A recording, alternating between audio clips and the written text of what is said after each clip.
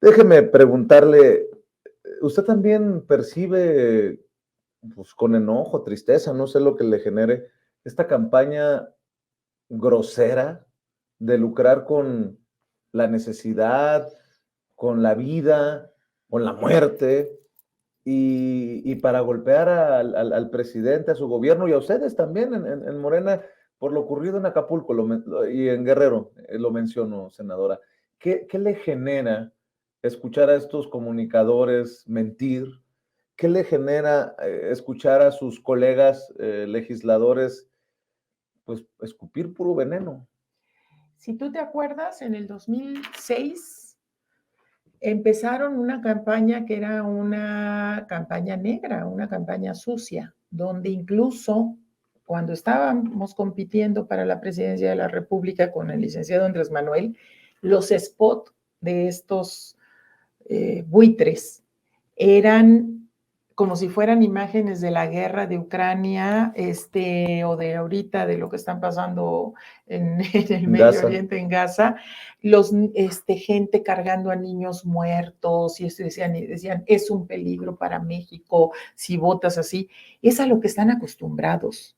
Lamentablemente, acuérdate que en la historia, cuando no pueden competir por las vías normales, legales, de argumentos, de desarrollo, de lo que sea, se van hacia campañas de miedo, hacia campañas de odio. Y esto no es nuevo que lo hagan. O sea, yo lo tengo muy grabado porque en aquella época, incluso en la iglesia, me tocó, y mira, yo soy católica, apostólica y romana y guadalupana, y me tocó que un sacerdote, y lo vas a recordar, decía que estábamos endemoniados, que estábamos poseídos los que apoyábamos al movimiento del licenciado Andrés Manuel. Eran groseros, eran campañas nefastas.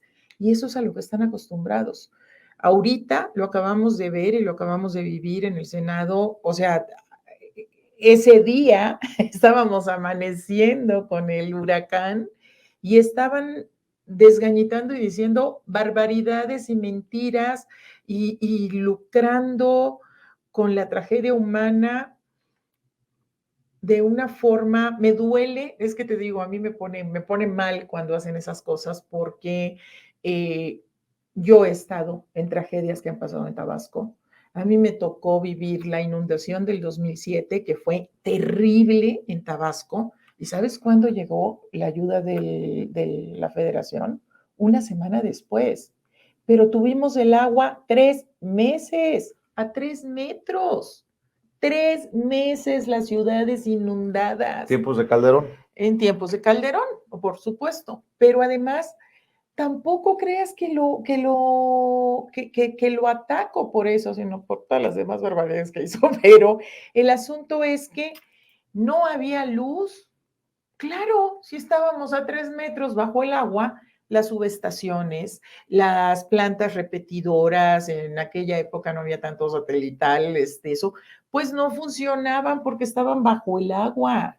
¿Cómo? O sea, no puedes llegar y decir, abracadabra, tum, ya, hay agua, hay luz, hay. Claro que no, se tiene que hacer un trabajo, tienes que buscar accesos.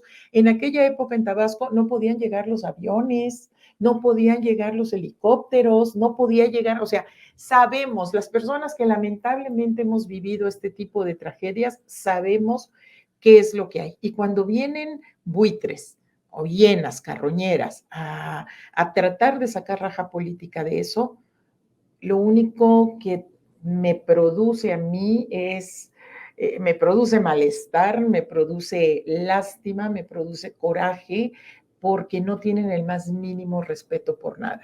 Se murió un senador por COVID en el Senado, el senador de Morelos, y creo que el senador de Tlaxcala, o primero fue el de Tlaxcala. El COVID, tú viste lo que pasó en el país, o sea, no sabíamos cómo llegó y eso. Y cuando falleció, estábamos haciendo el homenaje luctuoso. El señor se había muerto en la noche.